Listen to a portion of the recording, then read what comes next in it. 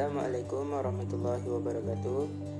Kami belajar kejuruteraan pembinaan dengan kod subjek EAC 12302 daripada kumpulan 9 akan membentangkan tentang komponen rumah kami.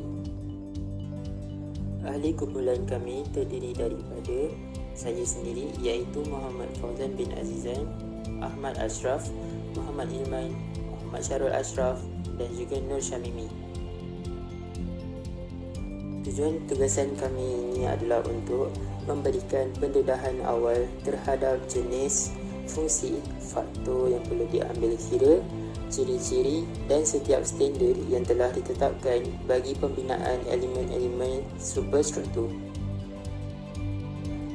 Bangunan yang dipilih ialah bangunan peribadi jenis banglo 2 tingkat bertemakan moden. Bangunan yang dipilih juga berkonsepkan bangunan hijau atau dikenali sebagai pembinaan hijau. Kebaikan daripada konsep bangunan ini adalah keupayaan menjamin kesihatan penghuni dan mengurangkan sisa pencemaran dan kemusnahan alam sekitar. Antara sebab bangunan ini dilabel berkonsepkan bangunan hijau adalah kerana persekitaran yang ditanami dan dikelilingi tumbuhan hijau serta penggunaan bahan elektrik mesra alam seperti lampu LED, bahan elektrik dengan kecekapan tenaga yang baik dan lain-lain lagi.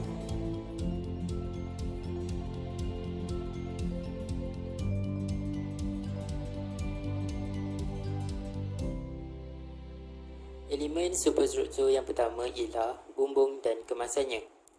Bumbung merupakan elemen dalam superstruktur paling atas yang berbentuk rata atau curam. Bumbung berperanan melindungi penghuni daripada cuaca panas dan hujan. Bentuk bumbung turut memainkan peranan kerana memberikan nilai estetika pada sesebuah rumah. Terdapat beberapa faktor yang perlu dipertimbangkan dalam pembinaan bumbung iaitu kestabilan, kekuatan, bersifat tahan lasak, rintangan terhadap cuaca, kebakaran dan mempunyai sifat penebat haba yang baik. Untuk bangunan kami, bumbung tebing layar merupakan bumbung pilihan kami. Berikut adalah kaedah pemasangan bumbung. Yang pertama ialah pemasangan kekuda bumbung. Kekuda bumbung merupakan struktur berbentuk segitiga yang merupakan gabungan anggota bumbung seperti pengikat, jeriau siling, kasau penumpang dan lain-lain lagi. Ia dibina menggunakan besi keluli atau kayu dan dipotong mengikut standard saiz yang telah ditetapkan. Pembinaan menggunakan keluli disambung menggunakan fabricate, manakala pembinaan menggunakan kayu disambung menggunakan paku. Yang kedua ialah pemasangan kerangka bumbung. Kerangka bumbung boleh dibina menggunakan kayu atau keluli. Kerangka yang digunakan ialah jenis keluli. Sebelum kekuda dipasang, dinding diikat menggunakan skru pengikat. Kemudian besi keluli yang lain akan dipasang di atas kekuda pada arah melintang dan dikenali sebagai beroti. Yang terakhir sekali ialah kemasan bumbung. Atap genting tanah liat digunakan kerana berupaya memberikan estetik dan mempunyai daya tahan yang lama. Oleh sebab itu akan menyebabkan kurang penyelenggaraan perlu dilakukan. Antara faktor bumbung tebing layar ataupun gable dipilih adalah kerana bumbung jenis ini mudah untuk dibina dan direka bentuk. Bumbung ini juga tidak terlalu mahal dan menyediakan pengudaraan yang baik melalui lubang gable. Tambahan pula, bumbung ini menyediakan ruang pada bahagian bawahnya dan dapat dijadikan tempat meletakkan tangki simpanan air ataupun berfungsi sebagai loteng. Seterusnya, tangga merupakan salah satu binaan penting dalam sesebuah pembinaan bangunan. Tangga merupakan penghubung laluan naik turun antara satu tingkat depan ke tingkat yang lain dalam sebuah bangunan. Walaupun pada masa kini terdapat banyak bangunan yang menggunakan lift, tetapi tangga masih lagi menjadi salah satu struktur wajib pada sesebuah bangunan untuk tujuan kecemasan dan kesesakan. Pembinaan tangga boleh dibahagikan kepada 3 jenis tangga iaitu tangga konkrit, tangga besi dan tangga kayu. Tangga adalah sebahagian yang penting dalam pembinaan bangunan. Ia membolehkan perhubungan atau laluan turun naik yang mudah di antara satu tingkat dengan tingkat yang lain di dalam sebuah bangunan.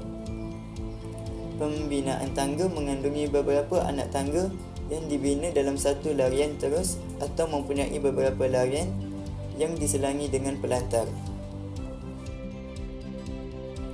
Fungsi tangga.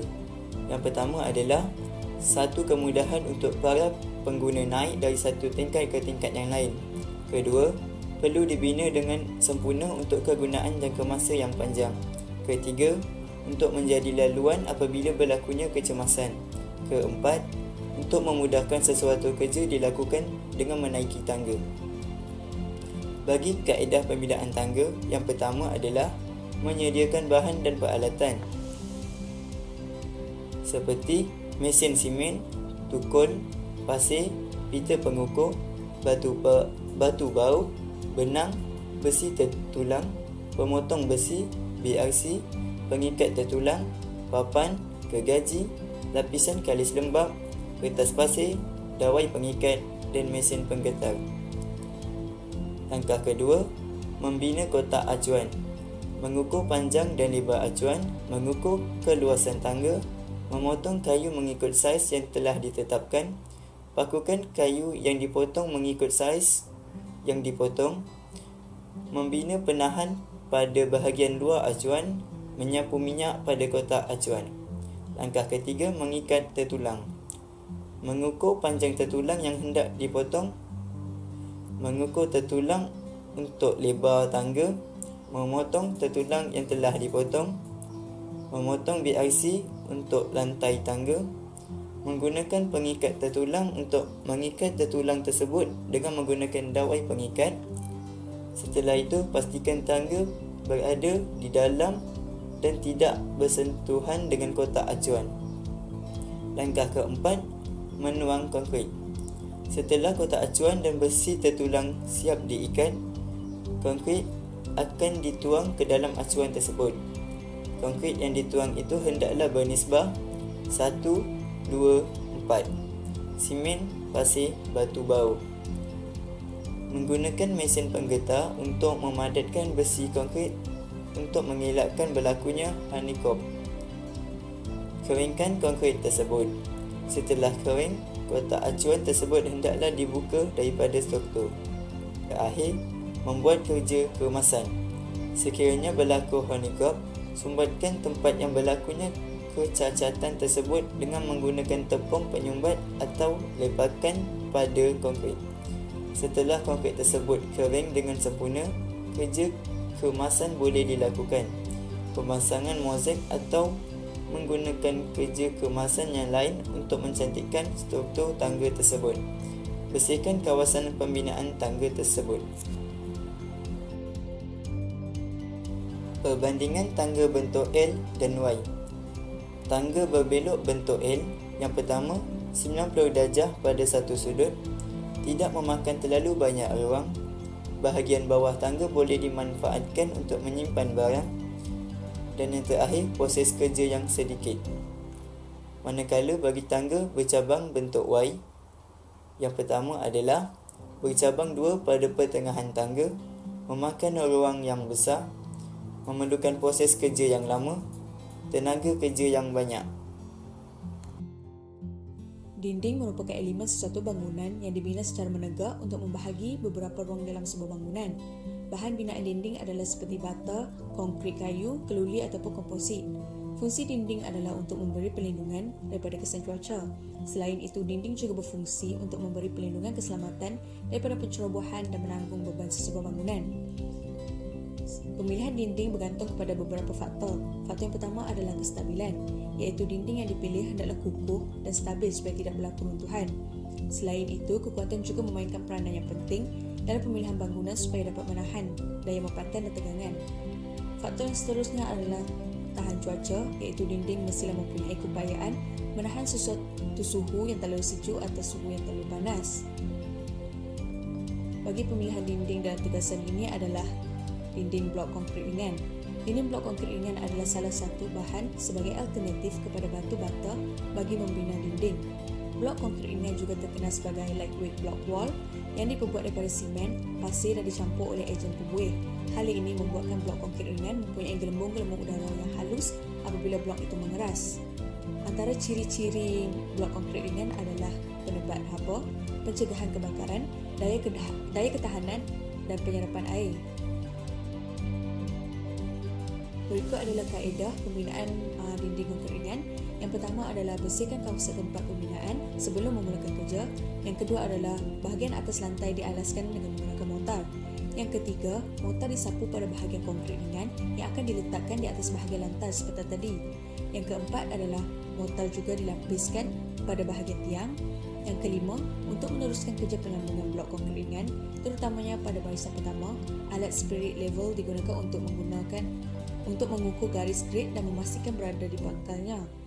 Yang seterusnya adalah cara terbaik menjalankan kerja penyambungan blok konkrit adalah dengan menyelesaikan keseluruhan bahagian pertama, iaitu baris pertama terlebih dahulu supaya mempunyai grid garis yang sempurna. Yang ketujuh adalah blok konkrit ringan dipotong menggunakan gergaji tangan. Seterusnya, lubang dibuat pada struktur tiang. Mortar dilapiskan di tiang dan konkrit ringan di bahagian barisan bawah. Seterusnya, dinding dikuatkan dengan menggunakan tali logam atau rebar yang berukuran 6 mm setiap baris, 2 baris sepanjang proses tersebut. Yang seterusnya adalah kerja pemasangan diteruskan sehingga selesai barisan kedua. Yang terakhir adalah ruang sebanyak 2 hingga 3 cm dibiarkan agar mortar dapat mengisi ruang dengan baik. Seterusnya adalah kebaikan blok konkrit ringan berbanding bata. Yang pertama, blok konkrit ringan mempunyai ukuran dan kualiti yang seragam sehingga dapat mendapatkan hasil dinding yang rapi, manakala batu kurang ragam dan tidak mempunyai ukuran yang seragam. Yang seterusnya adalah blok konkrit ringan mempunyai pemasangan yang mudah dan tidak sulit, manakala bata sulit untuk membuat pasangan yang rapi. Yang seterusnya adalah blok konkrit ringan adalah lebih ringan, manakala bata berat sehingga membebankan struktur yang menahannya. Blok konkrit ringan juga tidak memerlukan plasteran yang tebal, iaitu hanya 2 hingga 5 cm sahaja, manakala bata memerlukan plasteran yang tebal. Seterusnya, blok konkrit ringan merupakan penembak haba yang baik, manakala bata menyerap haba panas pada musim panas dan menyerap haba sejuk pada musim sejuk. Waktu pemasangan blok konkrit ringan adalah singkat berbanding pemasangan bata. Yang terakhir adalah kekuatan blok konkrit ringan adalah lebih tinggi berbanding bata. Seterusnya adalah kelemahan blok konkrit ringan berbanding bata.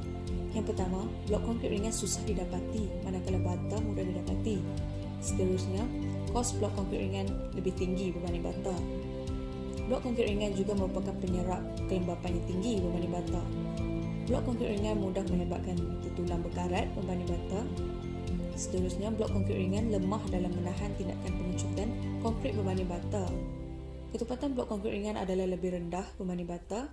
Dan yang terakhir adalah blok konkrit ringan lebih susah untuk mendapatkan kemasan luar berbanding bata. Kemasan yang digunakan adalah kemasan lembut, iaitu kertas binaan. Wallpaper, pada masa kini pemilihan terhadap kertas binaan adalah sebagai satu alternatif untuk menggantikan kemasan seperti cat. Walau pemasangannya agak sukar kerana melibatkan bahan pelekat, namun kemasan ini menjadi pilihan kerana nilai estetika yang tinggi, tekstur dan memiliki pelbagai corak menarik. Walaupun mempunyai kelebihan dari segi estetika, namun kertas binaan ini tidak bertahan lama seperti cat kerana ia mudah tertanggal daripada dinding. Apabila kekuatan bahan pelekat berkurang, maka kemasan kertas binaan ini tidak sesuai untuk jangka masa yang lama. Untuk tingkap dan pintu, tingkap ialah satu bukaan yang dibuat pada dinding untuk membolehkan cahaya matahari masuk menerusinya. Bahan-bahan yang biasa digunakan untuk benda tingkap ialah kayu, logam, plastik, dan untuk panel digunakan ialah kaca atau papan kayu. Jenis tingkap digunakan untuk pada bangunan kami ialah tingkap berang kaca berlian laras. Hal ini kerana ia sesuai digunakan kerana ia murah, kos penyelenggaraan rendah serta mempunyai penglihatan yang sempurna. Seterusnya, pintu ialah satu bukaan pada tembok atau dinding bagi membolehkan laluan keluar dan masuk ke dalam sebuah bangunan atau di antara bilik-bilik di dalam bangunan.